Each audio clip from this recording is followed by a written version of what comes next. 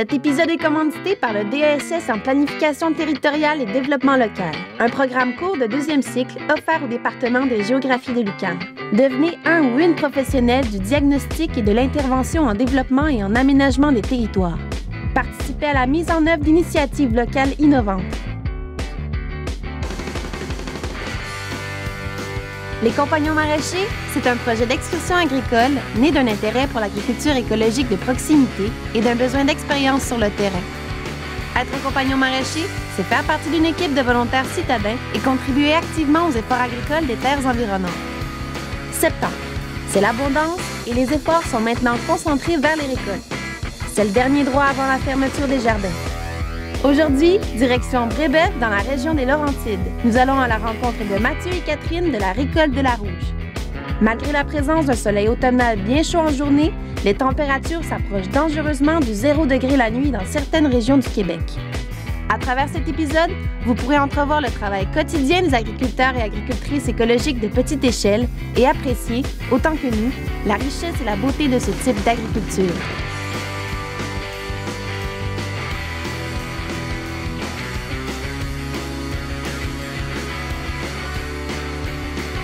Les Compagnons maraîchers La série web est une présentation des serres Guy Tessier et de Dubois Agrinovation, vos partenaires dans la réussite de votre saison maraîchère.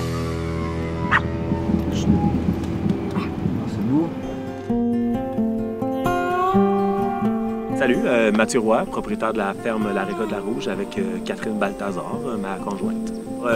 À La Récolte de la Rouge, on produit de la fraise, essentiellement, c'est notre principale culture, et des légumes pour compléter l'agriculture, c'est pas facile. C'est vraiment pas un domaine où on se lance pour faire de l'argent non plus. Dans notre cas, à nous, on en a perdu vraiment beaucoup direct en commençant. T'sais, la chance du débutant, là, nous, on n'a pas eu ça. La première année, le gros tracteur a brisé, c'est celui que j'utilisais pour travailler le sol. Le bearing du crankshaft, hein, je savais même pas c'était quoi dans ma vie, un bearing de crankshaft. T'sais. Ça a coûté 8 000 $. On l'a pas eu pendant 6 semaines, ça nous a mis en retard sur toute la cédule. Ça a été horrible comme situation, on s'est endetté pour ça. On le paye encore aujourd'hui d'ailleurs, le tracteur. Cette année a été une bonne année pour la fraise, puis une moins bonne année pour certains légumes, mais une excellente année pour d'autres. La courge, entre autres, tabarouette, elle nous sort par les oreilles. Puis c'est vraiment le fun dans ce temps-là, quand ça arrive, parce que ça compense pour les choses qui sont allées moins bien, comme pour les carottes, c'est une catastrophe monumentale. Pour moi, l'agriculture biologique, c'est le sol. Donc, un sol en santé donne des plantes en santé, donne des humains en santé. C'est super important. Si tu as un sol qui n'est pas en santé, tu n'as pas de rendement, tu as moins de rendement, puis tu contribues moins à réduire ton empreinte écologique. Je reviens encore à ça. Un sol en santé donne des plantes en santé, donne des humains heureux. Ça, c'est bien important. Ça, c'est la Lenzer Délicatesse, la meilleure patate au monde. Une fois qu'ils sont sortis, vous les mettez dans un seau. Fait que c'est ça, là, c'est de tout ramasser ce qui est là, mettre dans les sacs. Puis après ça, il y a les autres sortes qui sont ici. En ce moment, on est en train de cueillir des patates qui, au dire de Mathieu, sont les meilleures patates au monde. Donc, elles vont être encore meilleures à cause des compagnons maraîchers. Ça, c'est la couleur que vous devez rechercher. Super important. Ça, c'est la longueur de tige que vous devez laisser. On pourrait laisser ça de long de tige. C'est correct, tu sais. Mais c'est pas pratique quand on veut les empiler dans des bacs ou dans des bennes. Celle-là est encore pas mal verte. Très verte, hein? Et celle-ci aussi. Celle-là aussi est verte. Mais tu vois, elle qu'on a récoltée tantôt, elle est quand même plus jaune. Ici, elle est assez jaune.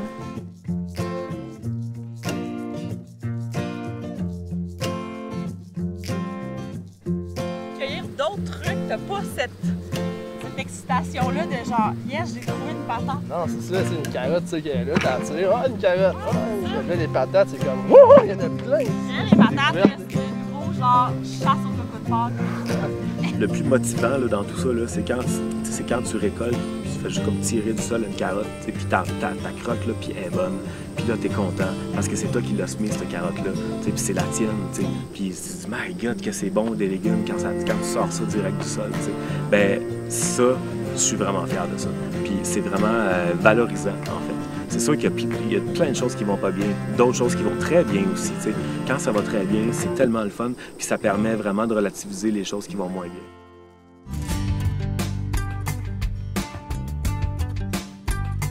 Compagnons maraîchers, c'est comme un groupe de sauveurs un peu, tu sais.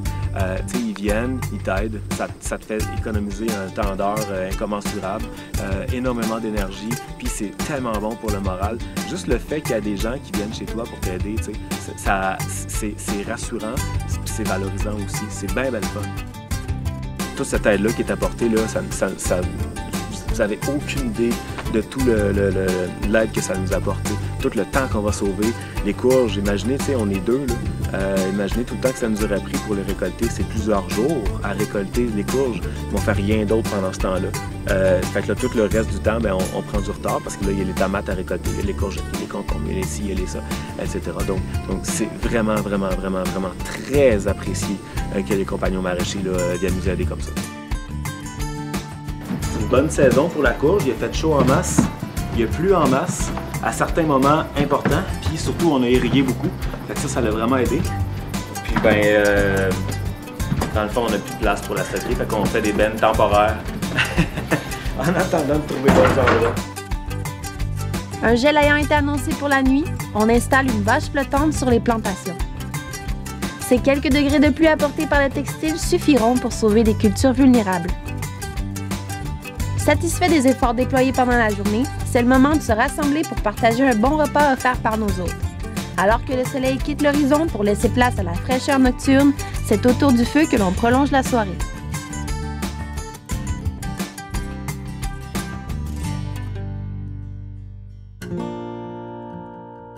C'est par un matin froid et brumeux que nos volontaires se rejoignent pour partager un petit déjeuner réconfortant. Les activités reprennent doucement au champ alors que la météo se fait de plus en plus clémente. Ah ben, vous pouvez commencer par des concombres en fait. Il n'y a pas de pic.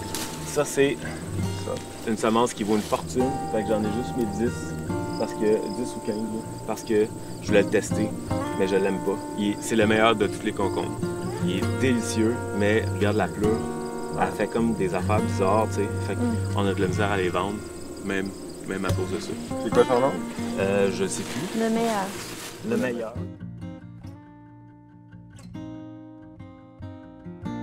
On est en train d'enlever la bâche qu'on a mis hier soir pour empêcher le gel. En fait, il prévoyait un léger gel, là, possiblement. Finalement, il n'y en a même pas eu, qu'on est vraiment content. Mais il ne fallait pas prendre de chance, il fallait mettre la bâche absolument. Protéger les cultures sensibles comme les concombres et les courgettes. Il faut s'inspirer de ce que les gros maraîchers font des fois. Donc les gros maraîchers du sud de Montréal, personne ne transplante des cucurbitacées. Personne ne fait ça dans les grosses fermes maraîchères. Là, vous allez me dire, ben, c'est parce que ça prend beaucoup d'espace, ça prend beaucoup d'infrastructures, etc. Oui, ben justement, c'est ça le problème. Donc, moi, j'ai fait le choix de la semer directement à la courge, dans le champ comme tel. Toutes les cucurbitacées, que ce soit les courges d'hiver, les citrouilles, les concombres, les courgettes, on les sème directement en pleine terre et on a un super rendement grâce à ça. Ça permet d'économiser du terreau, du temps, beaucoup de temps. Et des caissettes, bien évidemment, pour des caissettes de multicellules. Donc ça, c'est un très bon coup parce que les gens, quand je leur dis, nous autres, on sème la courge, ben ils font « Ah ouais, comment ça tu fais ça? » Tu sais, ben, c'est plus à moi à dire « Ah, mais comment ça toi tu fais ça? » Maintenant, parce qu'on le démontre avec le rendement qu'on a, vous l'avez vu, vous étiez avec moi pour récolter de la courge hier, on en a en tabarouette de la courge. Tout ça, ça a été semé direct.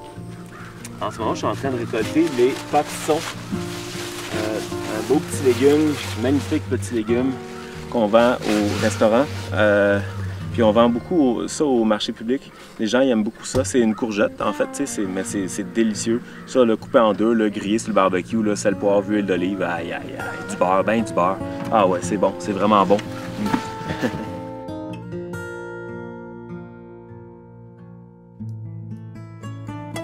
Pause dîner du dimanche terminée, une dernière tâche nous attend au champ, la plantation des bleuetiers. Donc on met le plan, on renterre comme ça, et c'est tout. Et il y a une personne qui par la suite va passer avec le râteau juste pour bien remettre la terre comme ça, tu sais, pour que ce soit bien droit, bien nivelé. Puis il y a une autre personne qui va aussi arroser chacun des plants par la suite en surface. Là, moi j'ai mis de l'eau tantôt dans le fond du sillon. Et chaque pot a été arrosé aussi, tous les autres plants aussi. Donc là, il faut arroser sur le dessus. Demain, il annonce de la pluie, c'est fantastique, mais j'ai aucune idée de la quantité d'eau qui va tomber. On ne peut pas se fier là-dessus du tout. C'est pour ça qu'on donne une bonne shot d'eau aussi en même temps. D'être agriculteur, c'est un sacré défi, quoi. On s'en rend pas compte hein, quand on consomme nos légumes, même quand c'est acheté au marché, on se rend pas compte de tout le travail qu'il y a derrière. Et puis de pouvoir sortir de Montréal, là, je veux dire, c'est un sacré cadeau, quoi. Les pieds dans la terre, sous le soleil, sans bruit de voiture. On a le paysage incroyable, là on est entouré de reliefs, de petites montagnes. Moi je trouve ça assez impressionnant. Ça sent rapidement s'il y en a qu'il faut absolument replanter là.